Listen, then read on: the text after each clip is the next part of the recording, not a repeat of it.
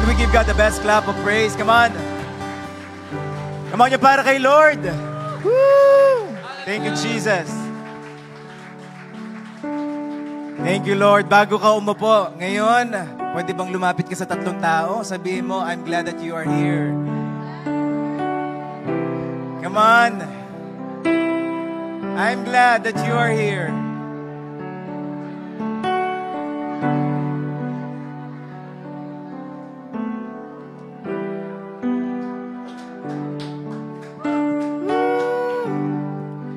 Thank you, Lord.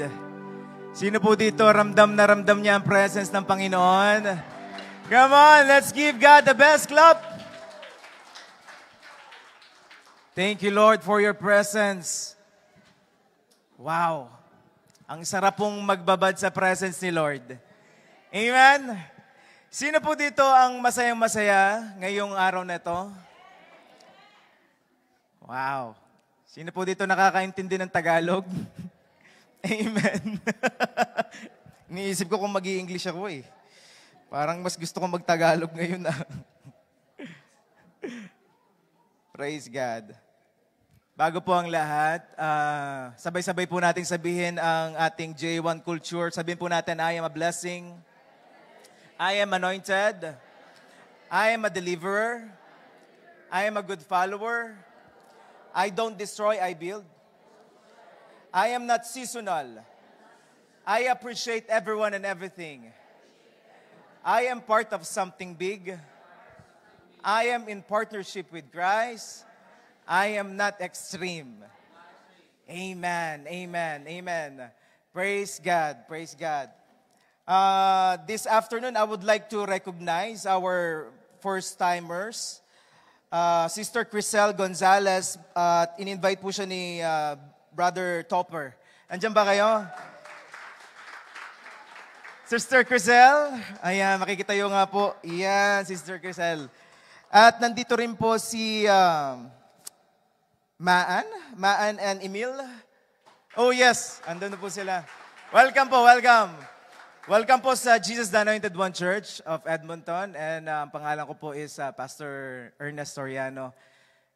By God's grace, I'm the head pastor of this church. And this afternoon, marami pong gagawin ng Panginoon. Amen? Sabihin mo sa katabi mo, I'm very excited sa gagawin ni Lord ngayong hapon na ito. Sino po dito ang masayang-masaya dahil nandito tayo sa bagong place natin? Amen? Hindi pa po tapos si Lord dahil marami po tayong plano dito. Darating po ang time, ito pong pader na ito, kung nakikita niyo yung pader na yan, yan po ay ma-adjust. Ano po? Dahil marami pong parating na tao. Amen? Marami pong parating na tao. Okay, let's move on po sa ating topic for today. For this year, we are claiming and declaring the unstoppable move of God. Amen? At kapag ang Diyos ay kumilos, hindi talaga mapipigilan. Amen? And one of the meanings of this unstoppable is unstoppable upgrade. Sabi natin upgrade.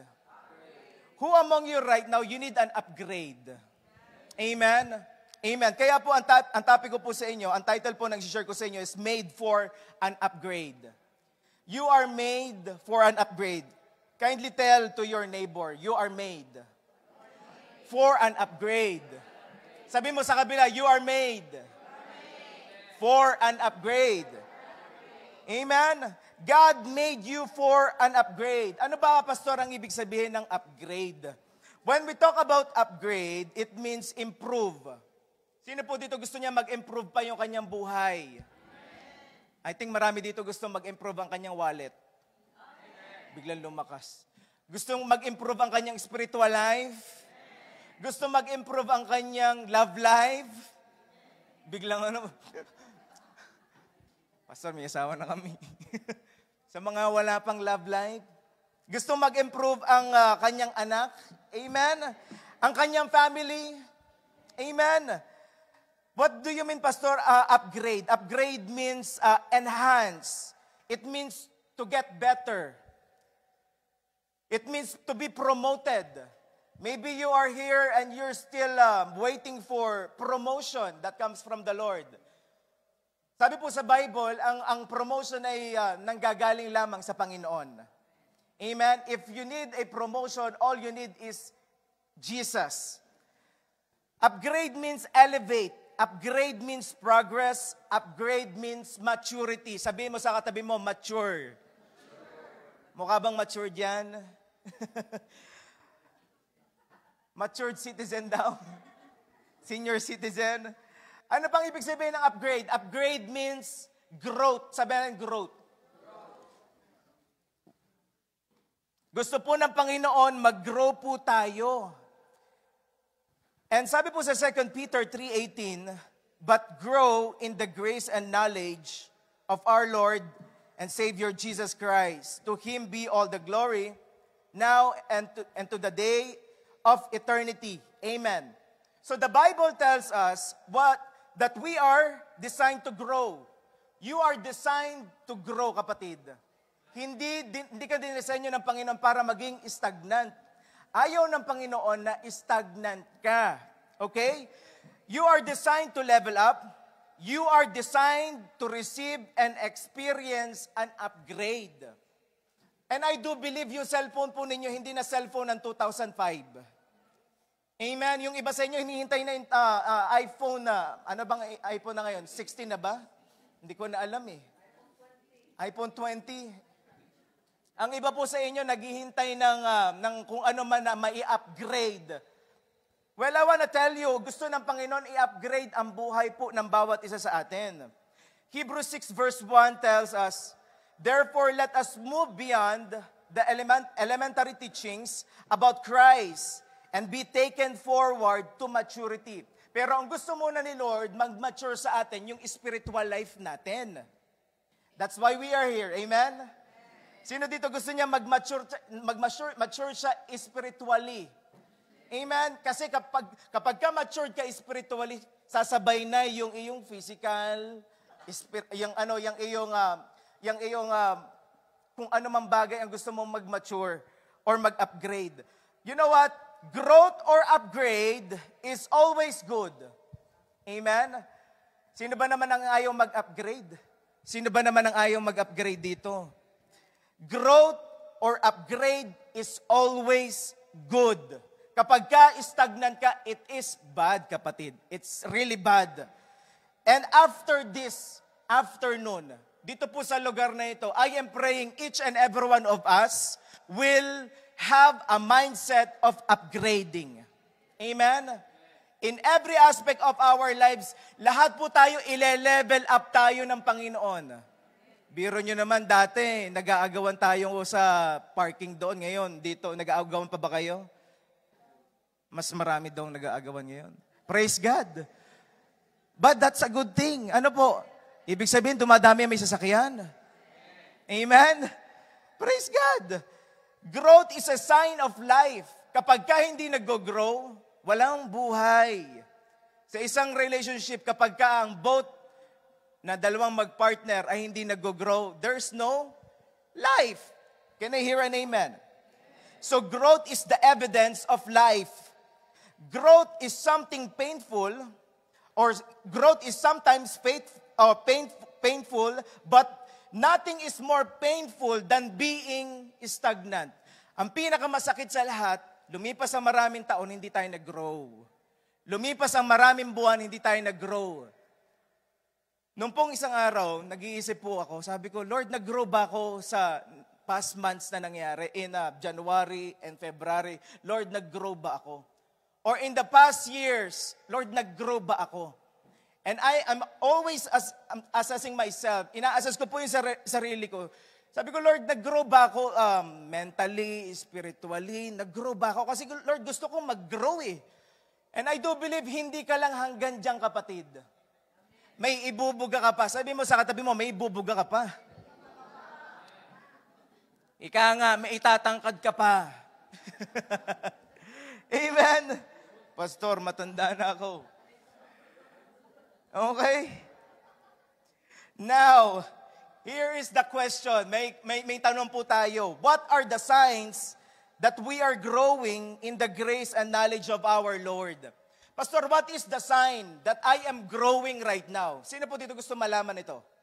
Kasi kapag nalaman natin ito, at na-realize mo, ay hindi pa ako nag-grow doon, kailangan ako mag-improve doon. Can I hear an amen? Amen? Sino dito gusto mag-grow, pumalakpak? Amen. What are the signs that we are growing? Number one, we grow in humility. We grow in humility.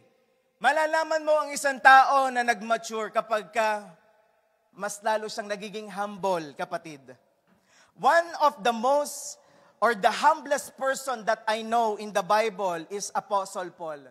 Sino po dito nakakakilala kay Apostle Paul?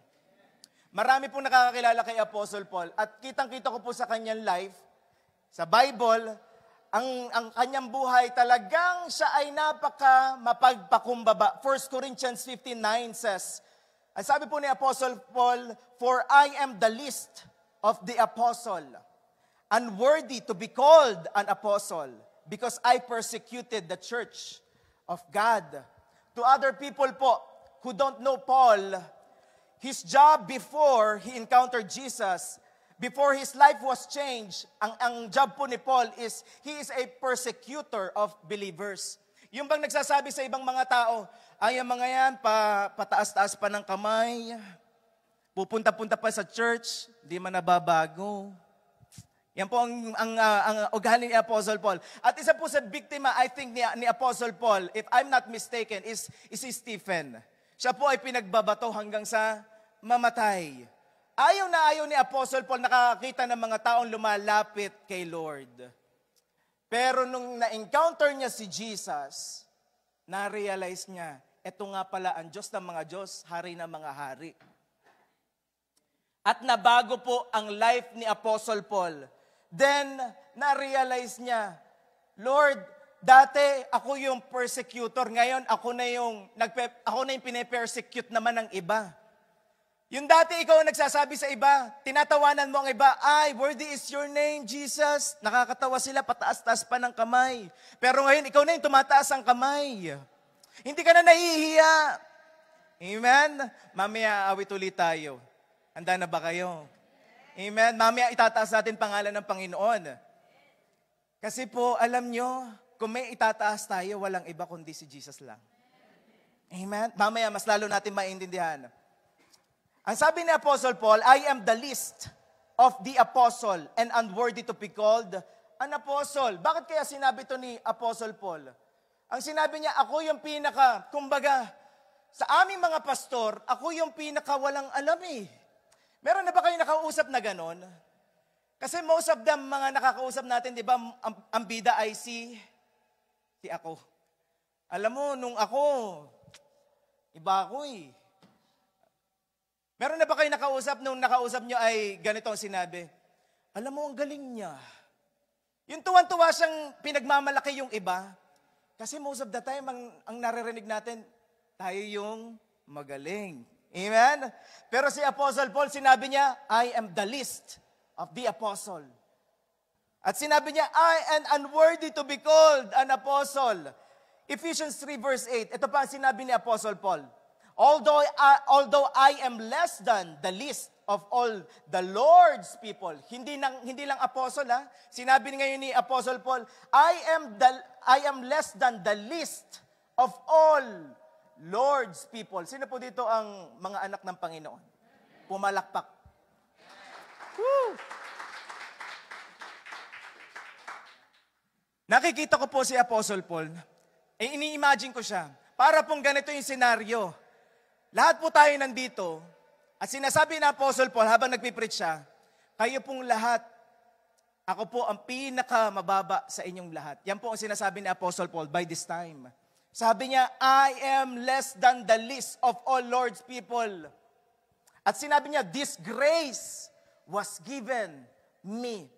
One thing I realize, kapag ka binababa mo ang sarili mo, itinataas mo naman ang biyaya ng Panginoon.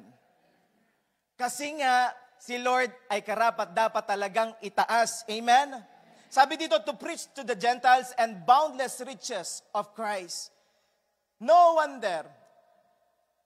Sabi ko, Lord, kapag ka tinataas natin ang biyaya ng Panginoon, lalo kang gagamitin ni Lord. Kapag ka tinataas mo ang biyaya ni Lord, kapag ka tinataas mo ang Diyos sa kalagitnaan, lalo kang gagamitin ng Panginoon. Sino dito gustong gamitin ng Panginoon? Alam niyo po, this year, sabi ko, Lord, I'm very excited. Marami kang gagamitin sa amin. Tignan mo ang katabi mo ngayon. Mukha lang iyang inaantok. Pero alam niyo po, yung mga naantok talaga, yan talaga ang ginagamit ni Lord. Alam niyo po, I remember, ako po ay umattend sa JA1. I think 2000 po kami noon. Year 2000. Year 2000, ako po ay nakatsinelas lang sa bayan ng Rosario, Batangas, dahil taga Batangas po ako sa Pilipinas. Then nakatsinelas ako, putikan, tapos inaantok ako lagi. Hindi ko alam, sabi ko, Lord, bakit ganon? Inaantok ako dati, tapos ako ngayon ginawa mong pastor. Kaya kapatid, kung ikaw inaantok ngayon at nakita mo kapatid, yung katabi mo inaantok, alam mo na, pastor yan. Ano po?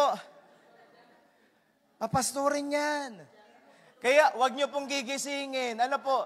Alam niyo po, ang rest, okay, ang rest po, galing po yan kay Lord. Ano po? Rest is holy. Okay lang po yan. Nasaan po ang men's dyan? Papalabasin na ho natin.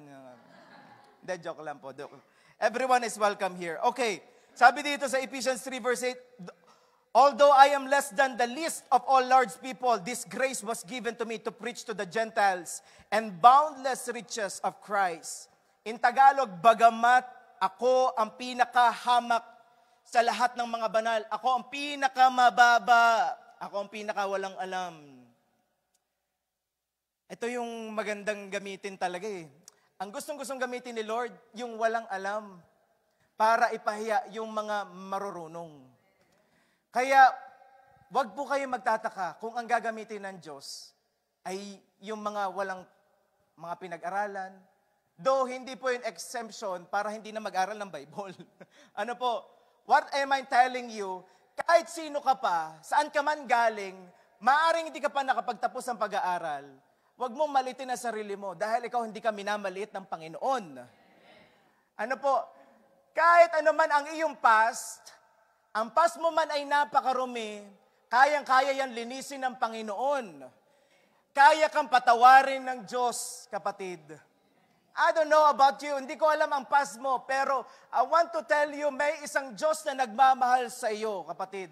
And I am feeling right now the presence of God in this place. At sabi ko, Lord, hindi ka matatapos ngayong araw na ito, Panginoon, na walang nabagong buhay. Amen? Walang na-encourage na buhay. 1 Timothy 1:11 or 15. 1 Timothy 1:15 says, ang sabi po ni Apostle Paul, this is a trustworthy saying and everyone should accept it. Christ Jesus came into the world to save sinners. Ito po sabi ni Apostle Paul, and I am the worst of them all. Wow! Yung kanina, siya ang pinakalis sa lahat ng apostol. Tapos yung pangalawa, siya ang pinakalis sa Lord's people. Ngayon naman, siya ang pinaka-worst sa lahat ng mga sinners. Hindi niyo napapansin? Ang nangyari kay Apostle Paul, as time went by, Paul became humble. Habang tumatagal, lalong bumababa. Hindi habang tumatagal, lalong sumasarap. Iba kay Paul eh. Habang tumatagal, lalong bumababa. Habang tumatagal, lalong nagiging mapagpakumbaba si Apostle Paul. Wow! Which is why God promoted Apostle Paul more. You want an upgrade? I want to tell you, you need to be humble. Amen? I pray habang tumatagal tayo sa Lord, mas lalo tayong bumababa. Habang tumatagal tayo, mas lalong bumababa. Kita niyo po yung puno. Kapag ka mas malalim ang ugat, mas matibay. Kapag ka mas malalim ang ugat ng puno, mas matibay. At ang puno, kapag ka mas mataas or hindi malalim ang ugat, edi madaling tumumba. Tayo pong mga nandito ngayon, kapag ka mas lalo tayong lumalalim sa Panginoon, dapat ang ugat natin pababa ng pababa, hindi paakyat ng paakyat. Ika nga, may narinig ako, dapat para tayong, ang tawag dito, tagal ko na kasing di nakakarating ng Pilipinas eh. Ano nga yung gumagayon na ano? Kawayan. Habang tumataas, humahapay. Pagkakatagalog naman, di naman naintindihan. Pasensya na ho. Yan na nga, nag-evolve na nga paghimbatan ganyan. Okay, habang tumatayog, habang tumataas, lalong bumababa. Amen? Sabihin mo sa katabi mo, I am humble. Abay, mga humble nga. Amen? Romans 12:16 says, Romans 12:16, sabi po dito, live in harmony with each other. Don't be too proud to enjoy the company of ordinary people. And don't think you know it all. Napakatindi po ng salita ng Panginoon. Sabi dito, live in harmony with each other. Ano po? And don't think you know it all. One of the biggest barriers to growth, one of the biggest barriers to upgrade is pride. Isa sa pinakahadlang para mag-grow ka in every aspect of your life, kapatid, whether it is sa iyong workplace or kung saan ka mang lugar, pinaka-biggest barrier para hindi ka mag-grow as a person is pride. Amen? At ayaw ng Panginoon na magkaroon tayo nito. Amen?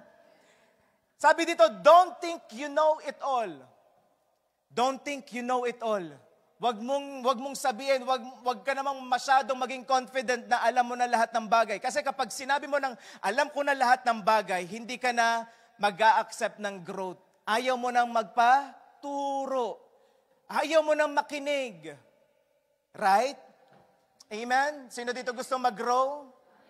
Sabi mo sa katabi mo, makinig ka. Okay? Look what happened to Satan. Ano nangyari kay Satan? Satan wants to be more exalted than God, and that is pride. Ano nangyari kay Satan? That is why God humbled him. Proverbs 16:18. Pride goes, basahin nga po natin sabay-sabay, 1, 2, 3, go. Pride, a haughty spirit. Come on. Pride goes before destruction. Pagka nagmalaki ka na, ang after ng pagmamalaki, pababa na. Amen? Kaya sa atin po na nandito ngayon, hindi po uso sa atin ang magmalaki. Amen? Wala po dito ang mapagmataas. Amen? Yung pong haughty spirit, pinag-aralan ko. Yung pala ay being an arrogant.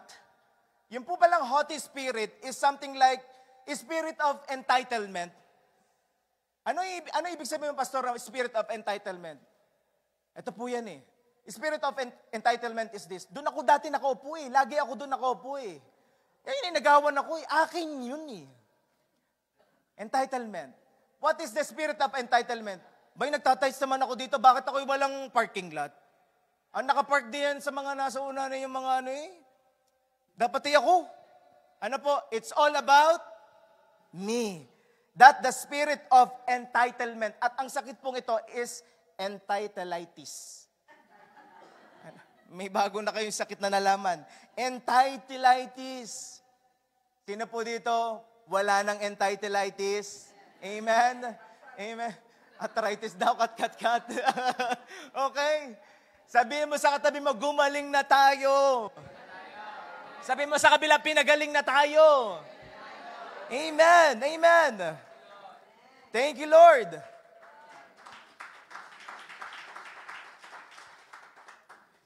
Until now, the enemy wants us to be prideful. Alam niyo po, hanggang ngayon, ito pa rin ang plano ng Panginoon. Gusto ng Panginoon, magkaroon tayo ng matinding pride that we don't need God. The enemy wants us to have a mindset that we don't need God, we don't need His instruction and His word. Ito po ang gusto ng kaaway. That is why prayerlessness is a sign of pride. Kapag ka tumigil na tayo manalangin, it is a sign of pride. And if we do not read the word of God, it is a sign of pride as well. Akala ko noon basta nagpe-pray ako, okay lang eh. Pero alam niyo po, na-realize ko, kapag pala hindi tayo nagbabasa ng Bible, it's a sign of pride as well. That's why sabi sa 1 Thessalonians 5:17, pray continually. Pray continually. Ito po, magugulat kayo, sabi sa Joshua 1 verse 8, study the book of instruction continually. Ito po yung dalawang bagay na dapat hindi natin tinitigil. Pray and read the word of God. Kasi ito po ang gustong-gusto ng kaaway na itigil natin. Kapag ka tumigil na tayo manalangin at tumigil na tayo magbasa ng Bible, sinasabi na natin, Lord, hindi kita kailangan. Lord, di ko kailangan ng guidance mo. Lord, kaya kong mag-isa. That's why most of the people right now, they are very tired. Pagod na pagod sila. Why? May ginagawa sila na dapat hindi nila ginagawa. At sinabi ni Lord, seek me first. And all these things will be added unto you. Ang ginagawa ng iba, yung all these things ang sinisik, at si Lord, wala. But, merong biyaya si Lord. Amen? May pag-asa pa. Sabi mo sa katabi mo, may pag-asa pa. When we pray and read the Bible, when we start to pray and read the Bible, it shows our dependence on God rather than ourselves. Kapag ka nagsimula ka ng manalangin, nagsimula ka na uling magbasa ng Bible, Pastor, gusto kong simulan. Walang ibang kang gagawin kundi simulan mo at humingi ka ng biyaya sa Panginoon. Lord, biyayaan mo ko na makapagbasa po ako ng Bible. Biyayaan mo ko, Lord, na magkaroon ako ng time. Kung makikita po ninyo, every week may natatanggap kayo, ilang oras kayo nagsa-cellphone, nakalagay 6 hours, 7 hours, hindi ko alam kung may 24 hours kayo nare-receive dyan. Ilang hours kayo nakaka-receive or ilang hours kayong gumagamit ng phone. In those hours, why don't you just give something like 30 minutes or something like mag-start ka 10 minutes? Ano po? Practice it. Kami po mag-asawa, bago po kami umalis ng bahay, lagi po kami nananalangin. We always pray because iniisip namin, Lord, we need your help, we need your guidance habang kami nasa biyahe. Hindi namin alam kung anong mangyayari. But Lord, we give our full trust to you. Panginoon, we give our full trust sa iyo, Panginoon. Ano man ang mangyari, pati Lord, yung aming mga loved ones, ang aming mga nanay, tatay, mga kapatid po namin, pamilya po na aming kapatid, Panginoon, we are praying for them. Protect them and bless them. At napakasarap isipin na inaamin mo sa iyong sarili na hindi mo kaya lahat ng bagay. That's true. That's the truth. We are limited. Pero si Lord, He is unlimited. Si Lord ay unstoppable. Kaya kung may pagkakatiwalaan ka, ang pagkatiwalaan mo ay in Diyos. Amen? Now, Pastor, ano pong antidote para gumaling sa sakit na pride? Paano ko gagaling sa sakit na pride? Ito po ang answer. It is accepting. Sabihin natin accepting. It is accepting that you need God. The antidote to pride is accepting that you need God, you need His Word, you need His guidance, you need His protection, and starting to follow Him. Amen? Hindi mo lang ina-acknowledge, hindi mo lang inaamin, hindi mo lang ina-admit, Lord, kailangan ko ang tulong mo. Hindi mo lang sinasabi sa Panginoon, Lord, kailangan ko ang tulong mo. Kundi sinasabi mo, Lord, starting today, I will follow you instead of my ways. Because Lord, yung ways ko, hindi sure. Pero yung ways ng Panginoon, sure yun. Amen? The enemy will deceive people to look at the Bible with this view. At ang gusto ng kaaway na makita natin, the way we think the Bible is a book that full of laws, full of rules, and instruction.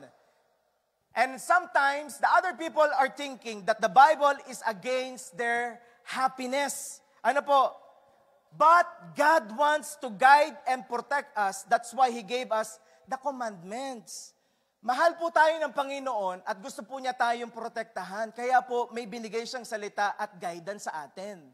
Di ba kapag kami mahal po tayong tao, ano bang ginagawa natin? Pinagsasabihan natin sila, uy, wag mong gawin yan. Mapapahamak ka dyan. Ano po? Sinasabihan natin sila, why? We love them. Ganon din po ang Panginoon. Ang Diyos, mahal na mahal tayo. Never ever think na si Lord ay against sa happiness mo. Mas alam lang ni Lord ang makakabuti para sa iyo. Amen. At laging the best ang gusto ni Lord sa iyo. Sabi mo sa katabi mo, laging the best. Ang gusto ni Lord sa iyo. Amen. Kaya kung ako sa iyo, susunod na ako kay Lord. Amen. Amen. Therefore, we are created to be committed follower of Jesus rather than to be a fans of Jesus. Narinig niyo po? We are created to be a committed follower of Jesus rather than being a fan of Jesus. Because being a fan of Jesus is way more different than being a follower of Him. Yung fan ka lang, ay si Jesus, kilala ko yun eh. Si Jesus, yun yung napako sa cross, di ba? You're a fan. But, you know what? You are created not just to know Jesus, but to follow Him as well. Amen? Amen? And I am not telling you, I'm not saying that once you follow Jesus, everything will be easy. Hindi po. I don't want to tell you, ayoko sabihin na magiging easy lahat, magiging flawless lahat kapag ka nag-follow ka kay Jesus. Because, alam niyo po, kung malayo ka sa Panginoon, mahirap. Kung malapit ka kay Lord, mahirap din. Pero kung ako sa iyo, pipiliin ko yung malapit na ako kay Lord. Why? Kahit anong mangyari, ito ang make sure ko sa iyo. Basta kasama mo si Lord, magiging matagumpay ka. Amen? Come on, let's give God the best clap. Bakit ka magiging matagumpay? Kasi nga, ang pangako ni Lord, hindi kita iiwan, hindi kita pababayaan. Amen. Kaya gusto ko pong sabihin sa inyo, ano man ang inyong pinagdadaanan right now, isa ang pangako ng Panginoon na sure, hindi ka niya iiwan, hindi ka niya pababayaan. Amen. At sapat na yun. That is enough. That is enough reason na hindi ka mag-give up. Hindi, kasama ko si Lord eh. After this, makaka-breakthrough kami. Amen? After this, may breakthrough. Amen? Kaya nga po this March, ang declaration ko, we are marching into our victory. Amen? This March, nagmamarch tayo para sa ating victory. Last week po, hindi natin inaasahan kasi dapat ang ating pong pagdating dito sa new building is last week ng March talaga. Pero napaaga. But may plano ang Panginoon. Talagang pinapaganda lang niya ang kwento ng JA1 Edmonton. And we are marching into our victory. Amen? Woo! Amen. Amen. I'm very excited. Lord, marami ka pang gagawin this year. Nakakadalawang buwan pa lang eh. January, February. Ngayon, March na. Aba, sino dito handa ng sumambot ng victory na nanggagaling kay Lord?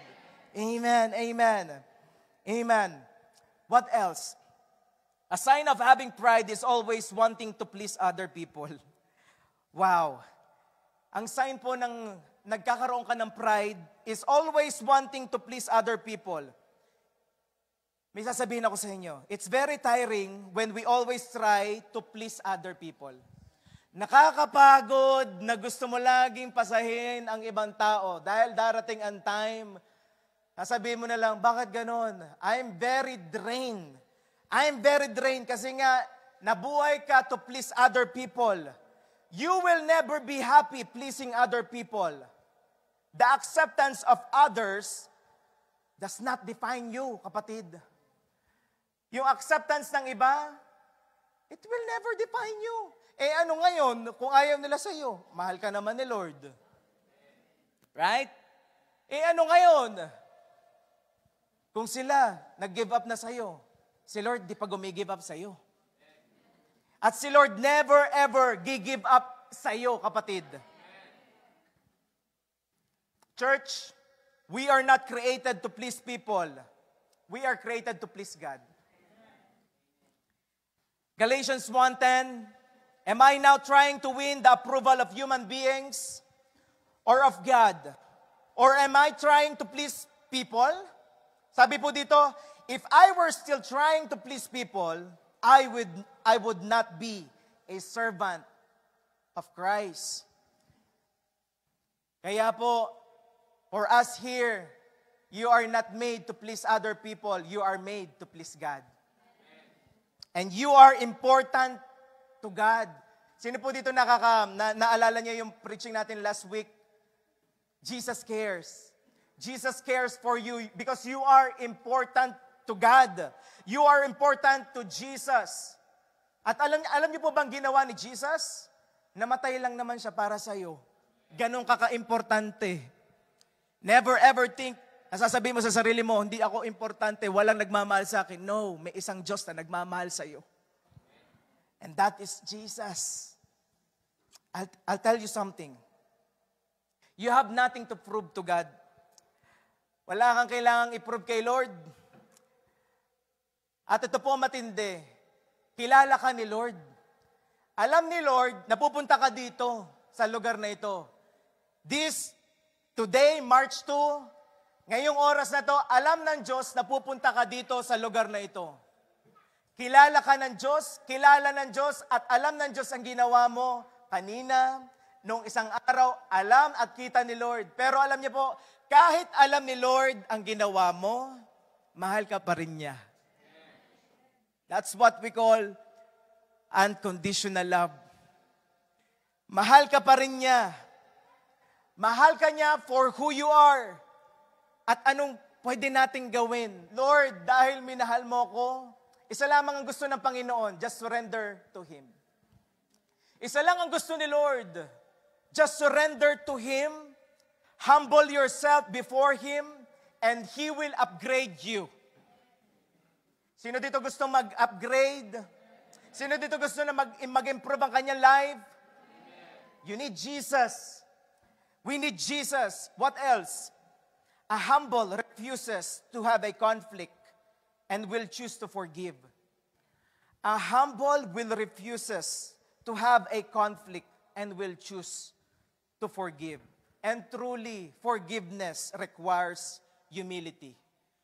If you really want to be set free, at dumating ka dito sa lugar na ito na ang dami mong kagalit, ang dami mong galit sa puso, isa lamang ang kailangan mong gawin. Humble yourself before the Lord. Nakakapagod ang may galit sa puso. Nakakapagod ang laging kumukulo ang dugo. Right? Nakakapagod po. Why? Sayang ang emotion. At alam niyo po ba, ayon po sa research, ang taong laging magagalitin, madaling magkasakit. Amen? Kahit po i-search nyo, ang taong magagalitin, madaling dapuan ng sakit. Kapag ka gumaling na, yung iyong emotional, yung iyong physical, susunod na yon. Kaya po, kapag naman nagpatawad ka, ang bilis mo namang gumaling. Kung among yung gusto mong magpatawad, bakit ako magpapatawad, Pastor? Ang Diyos nga, pinatawad ka. How much more tayo? Amen? Amen? Ang Diyos nga nagpatawad. How much more tayo? At paano gustong pagpapatawad ng Panginoon? Ang gusto ni Lord, forgive and try to forget. Amen? Pastor, ang hirap. Naalala ko to eh. Sabi to ng pastor ko, paano kaya kung si Lord, sabihin sa'yo, pinapatawad kita, pero naaalala ko pa rin ang ginawa mo sa akin. Paano kaya kung ganun si Lord? Di ba? Di ba ang hirap naman, lalapit ka sa Panginoon, sasabihin ni Lord, alam mo yung ginawa mo sa akin noong 1993? Di ba? Naaalala pa? Ayaw ni Lord ng ganun. That's why kung paano magpatawad ang Diyos, He forgive and He forget. Try to forget. Maybe there are times na mahirap talagang mag-forget, but always forgive. Kapag ka naaalala mo na, Lord, I forgive. Lord, pinapatawad ko na ulit. Once you forgive, pinapalaya mo ang iyong sarili. Once you forgive, binibigyan mo ng regalo, hindi yung nakagalit mo, binibigyan mo ng regalo ang sarili mo. At pinapalaya mo ang sarili mo. Amen? Proverbs 13:10, pride leads to conflict. Pride leads to conflict. Naalala ko may nakausap ako Sabi niya, ayoko na may kagalit. Hirap. Sarap ng ganun tao, yung ganung mindset, ayoko na may kagalit. Right? Sino dito gusto may kagalit lagi? Yung lalabas ko, lagi nang nakasimangot na Sabi mo sa tabi mo, pinapatawad na kita. Sabi mo sa likod, I forgive you. I pray after this service, lahat tayo nakapagpatawad na. Amen? Amen? Yung kasunod naman, Proverbs 19:11. Proverbs 19:11 says, good sense makes one slow to anger, and it is His glory to overlook an offense. Hindi ko alam kung naiintindihan po natin to in English pero gusto kong malaman natin in Tagalog. Babasahin ko sa inyo in Tagalog. Dahil po, tayo naman dito may mga bata na nag-i-English. So, I just read it for you. So, there's a Tagalog now. Okay. Kawikaan 19:11. Sabi po dito, kung ikaw, sabay-sabay natin basahin. 1, 2, 3, go. Kung ikaw.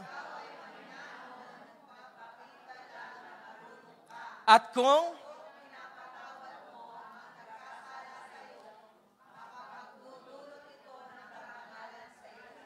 Amen. Palakpakan natin si Lord. Isa pong karangalan kapag ka pinalampas mo ang offense or yung bang may nakasakit sa iyo. Isang karangalan na palampasin mo na. Hayaan mo na. Alam niyo po, naalala ko. Ewan ko sa inyo kung meron ka sa inyo mga nangungutang. Pastor, hanggang ngayon hindi pa nagbabayad. Until now, hindi ka pa rin makapagpatawad. Until now, Pastor, hindi pa rin nagbabayad Alam niyo po, talagang ganon. Pero, alam niyo po, mas blessed ka pa rin. Ika nga, why? Kasi ikaw yung tumulong dun sa kapwa Kaya po, kapag ka magpapautang, I suggest po, magbigay ka na lamang ng kaya mo na hindi ka masasaktan at ibigay mo na lamang. Huwag mo nang pautangin, ibigay mo na lang. Halimbawa, nautang ng 500. 500? Kalaki. Pesos. Pilipinas.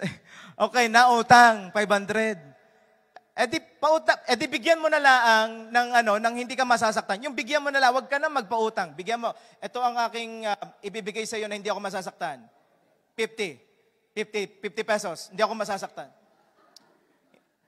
Ibibigay ko na lamang sa iyo. Okay. Hindi ko pautang yan. Bigay ko na lamang. Edi walang conflict. Walang offense. Amen?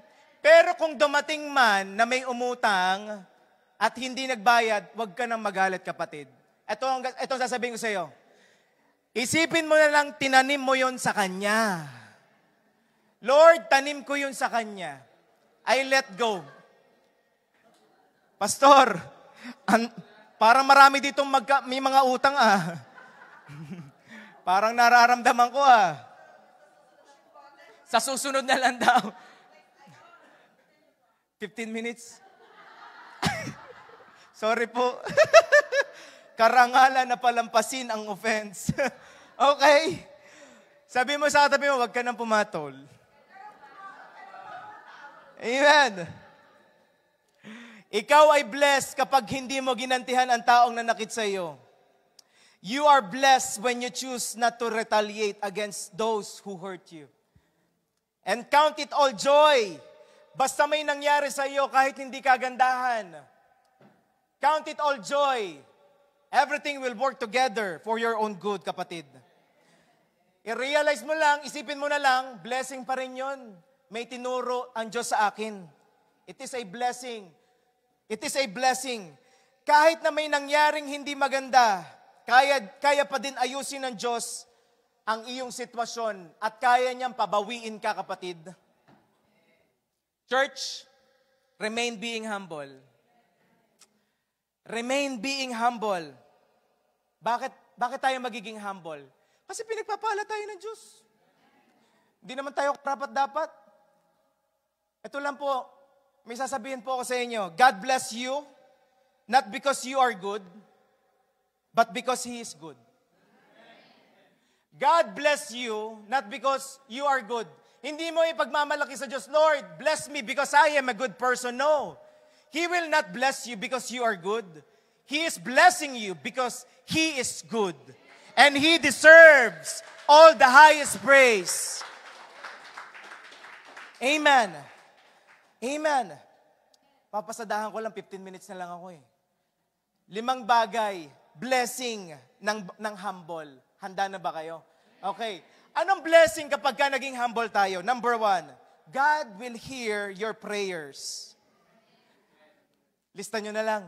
God will hear your prayers. Maririnig ni Lord ang dalangin mo, ang prayer mo, kapag nagpakumbaba ka, kapatid. That is the first step. 2 Chronicles 7:14. Then if my people who are called by my name will humble themselves and pray and seek my face and turn from their wicked ways, I will hear from heaven and will forgive their sins and restore their land. Gusto mo marinig ang prayer mo? We need to be humble. Letter B, God gives grace generously to the humble. Gusto mo ba ng biyaya? Sunod-sunod na biyaya? Have a humble heart. At sabi mo, Lord, kailangan kita, Panginoon. Lord, itinataas kita. Gusto ko yung kinanta natin kanina eh. Yung last, ano ngayon? Worthy is your name, Jesus. You deserve. Worthy is. Alam niyo, habang kinakanta yun, sabi ko, Lord, lalo na yung pagdating ng bridge, ano yung bridge? Be exalted. Wow. Be exalted, Lord. Lord, alam niyo, habang inaawit natin yun sabay-sabay, hindi nyo lang nare-realize, habang nasa likod ako kanina, ramdam na ramdam ko yung presence ni Lord. Kasi habang tinataas natin ang kanyang pangalan, yung biyaya, yung presensya bumababa. Kapatid, kapag ka nasa gitna ka ng pagsubok, isa lang gawin mo. Itaas mo ang pangalan ng Panginoong Hesus. Amen? Don't magnify the problem. Magnify God in the midst of your problem. Amen? Letter C. God exalts the humble. Itinataas ng Diyos ang humble. Luke 14:11. For those who exalt themselves will be humbled, and those who humble themselves will be exalted. Itinataas ng Diyos lahat ng nagpapakumbaba. Kaya kapag ka nakakaranas ka ng pagpapala, lalo ka pang maging mapagpakumbaba. At sabihin mo, Lord, ito'y galing sa iyo, Panginoon. Hindi ko po ito kaya ng sa aking sarili. I need you, Lord. I need your help. Kaya ako nagkaroon ng ganitong pagpapala. That's why I am here, Panginoon, sa Canada. Kaya mo ako pinagpapala sa Canada because of you alone, Jesus. Amen? Letter D. God guides the humble. You need guidance right now. Be humble. Psalms 25:8-9. The Lord is good and does what is right. He shows the proper path to those who go astray. He leads the humble in doing right. God will lead you to do what is right if you will humble yourself, if you will humble your heart, teaching them His way, He will teach you His way, kapatid. All you need is to humble yourself. Letter E. Sabay-sabay natin basahin. 1, 2, 3, go. God crowns. Come on. If you want to be victorious, you need to humble yourself. Alam niyo po, in this church, sabi ko, Lord, wala kaming kayang ipagmalaki, kundi Ikaw, Panginoong Hesus. Kasi wala naman talaga tayong kayang ipagmalaki, kundi si Lord eh. At sabi ko, Lord, mas lalo mong ipapakita yung victory mo sa simbahang ito. Kasi Ikaw ang pinagmamalaki namin, Panginoon. What am I praying? Alam niyo po ang pinagpe-pray ko ngayon? Lahat na nagsasabi ng negative sa church natin, yung mga members nila pupunta sa atin. Amen? Kasi po nangyari yan doon sa simbahan po namin sa Rosario eh. Ang pinagpe-pray po namin, Lord, lahat ng nagsasabi ng negative sa aming church, yung mga nagsasabi nyo, yung mga member nila pupunta dito. One time po, biglang may dumating doon sa church namin. Sabi niya, galing ako dito sa ganitong church. Bakit ka nandito? Di ba may sarili kang home church? Kung ano-ano sinasabi sa church ninyo eh. Kaya pumunta ako. Ang ganda pala. Ang tindi pa ng presence ni Lord. Dito na ako. Napaganda pa. Sabi ko siya, sige, diyan ka na. Pwedeng gawin ni Lord. Amen? Psalms 149 verse 4, For the Lord delights in His people. He crowns the humble with victory. You need victory, be humble. Letter G. God will honor the humble. God will honor the humble. James 4 verse 10. Humble yourself before the Lord and He will lift you up in honor. Itataas tayo ni Lord kung i-humble lang natin ang sarili natin. Paano ba, Pastor, i-humble ang sarili? Ganito po ang gagawin natin. Itataas mo lang ang pangalan ng Panginoong Hesus. Wala nang iba. Ano mang sitwasyon, itaas mo ang pangalan ng Panginoong Hesus at itataas ka naman niya. Pero kapag ka tinaas ka ni Lord, mas lalo kang maging mapagpakumbaba.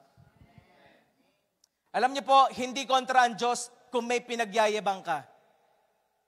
Listen to this. Hindi kontra ang Diyos kung may pinagyayabang ka. Kontra ang Diyos kung hindi siya ang pinagyayabang mo. Kontra si Lord kung hindi siya ang pinagmamayabang mo. Psalms 20 verse 7, Some boast in chariots and some in horses, but we will boast in the name of our Lord, our God, Jesus. Come on.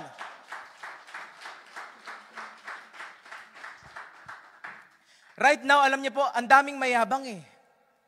Mayabang, alam niyo po yung, ano pastor yung mayabang? Meron pong mga sakit, ang yayabang. Anong sakit mo ngayon, kapatid? Maybe ngayon may mayabang na sakit, pastor. Ang sakit ay may arthritis. Ika nga. Mayabang ng arthritis na yan. Ipagmayabang natin si Lord. Alam niyo po, kapag ka tinataas natin ang pangalan ng Panginoong Hesus, ang kagalingan dadaloy. And I do believe in that. Ayokong limitahan ang pagkilos ng Diyos ngayong pong hapon na ito. In this church, we don't boast the name of our church. We don't boast our pastors. We don't boast our ministries. We only boast the name above every other name, and that is the name of Jesus. Why? Because He is good. Jesus is faithful. He will finish what He started. Jesus is worthy. Jesus is holy. He is the Alpha and Omega. He is the great I am. He is the King of Kings. Ano pa si Jesus sa'yo? He is the El Shaddai. He is God Almighty. He is mighty to save. He is able to do exceedingly, abundantly, above all we could ever imagine, kapatid.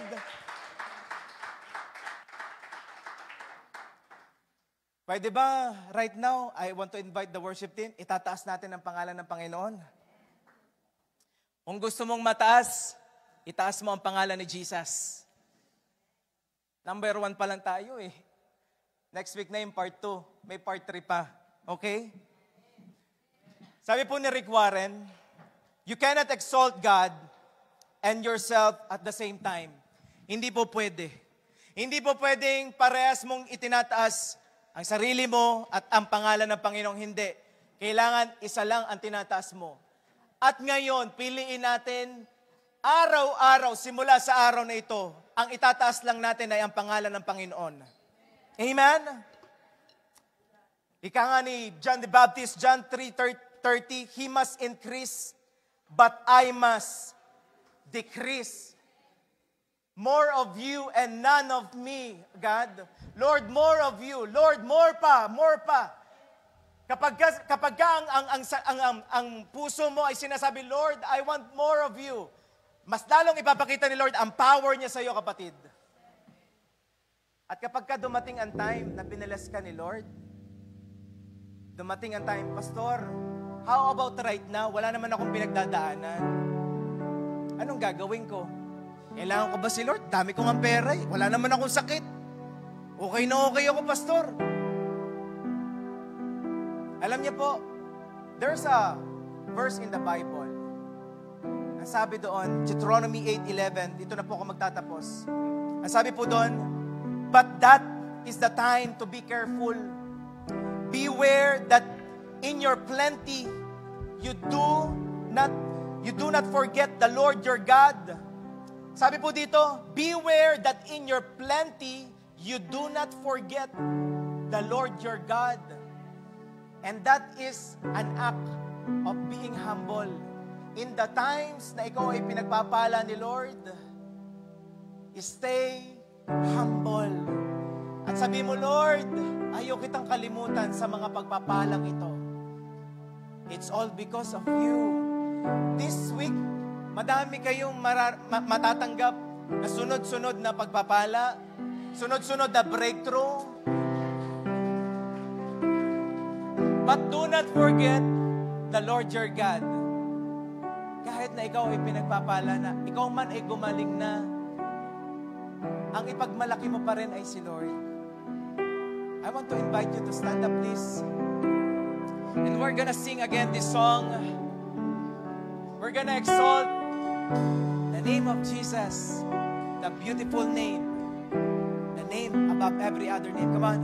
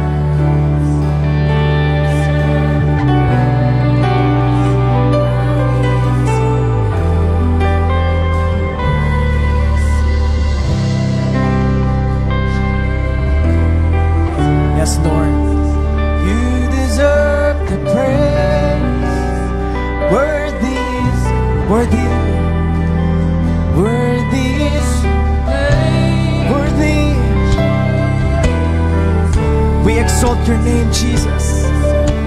We exalt your name, Jesus. Lord, wala kaming ibang itataas sa lugar na ito, kundi ang pangalan mo, Panginoong Hesus. Woo! Come on! Worthy!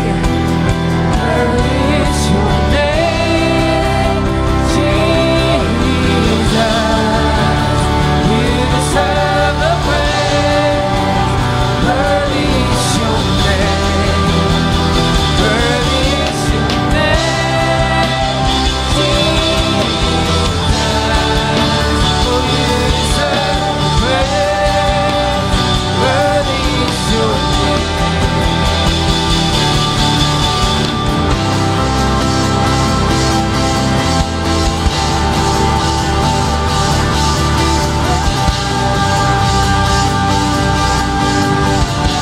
We exalt you, Jesus. Come on, kapatid, itaas mo ang pangalan ng Panginoong Hesus. Come on! More of you! More of you!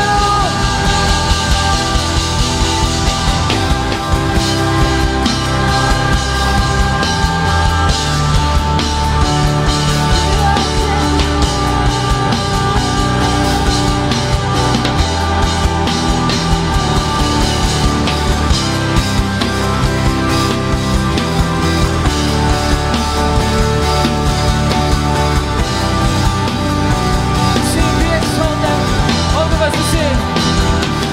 Be exalted now in the heavens as the glory fills this place. You alone deserve our praise. You're the name above all names. Be exalted now in the heavens as the glory fills this place. You alone deserve our praise. You're the name above all names. Be exalted now in the heavens as the glory fills this place. You alone deserve our praise. You're the name above all names. Be exalted now in the heavens as the glory fills this place. You alone deserve our praise. You're the name above all names. Be exalted now in the heavens as the glory fills this place. You alone deserve our praise. Exalted now in the heavens as the glory fills this place. You alone deserve our praise. You're the name above all other voice. Be exalted in the heaven. Come on, as your glory fills this place. You alone deserve our praise. You're the name above all names. Be exalted now in the heavens as your glory fills this place. You alone deserve our praise. You're the name above all names. Be exalted. Be exalted now in the heavens as your glory fills this place. You alone deserve our praise. You're the name above all names. Be exalted now in the heavens as your glory fills this place. You alone deserve our praise. You're the name above all names.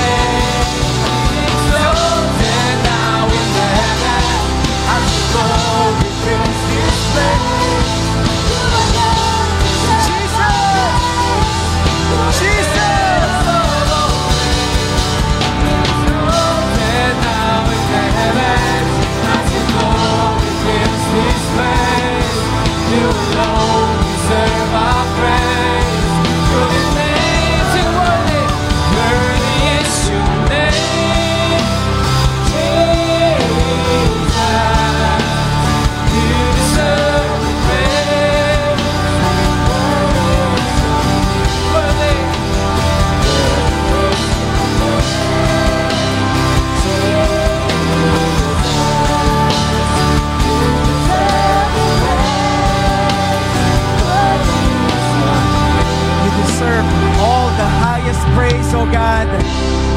You deserve all the highest praise, all the honor, all the thanksgiving, oh God.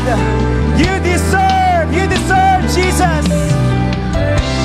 We thank you, Jesus. We praise you. Come on, come on. Pasalamatan mo siya, kapatid. We thank you, oh God. You are good. You are faithful, oh God. Hallelujah, hallelujah, Lord. Lord, you will finish what you started in our lives, oh God. Hindi ka patapos sa aming mga buhay. And Lord, right now, biyayaan mo kami, Panginoon. Throughout our days, Panginoon, samahan mo kami. Give us grace to be humble at ipagmalaki ka lagi namin, Panginoon, that everything that we have only comes from you, Panginoon. It's only by your grace why we are still standing, Panginoon. It's only by your grace, oh God. Come on, kapatid, right now, I just want to invite you in a quick prayer. I just want to invite you to put your right hand into your chest. Sabihin mo, from the bottom of your heart, say this prayer. Say, Jesus, I come to you. I admit that I am a sinner. I need you. Sorry for all the sins that I've done to you. Jesus, I open my heart. I accept you as my Lord and personal Savior. And starting today, use me for your glory. Help me and guide me.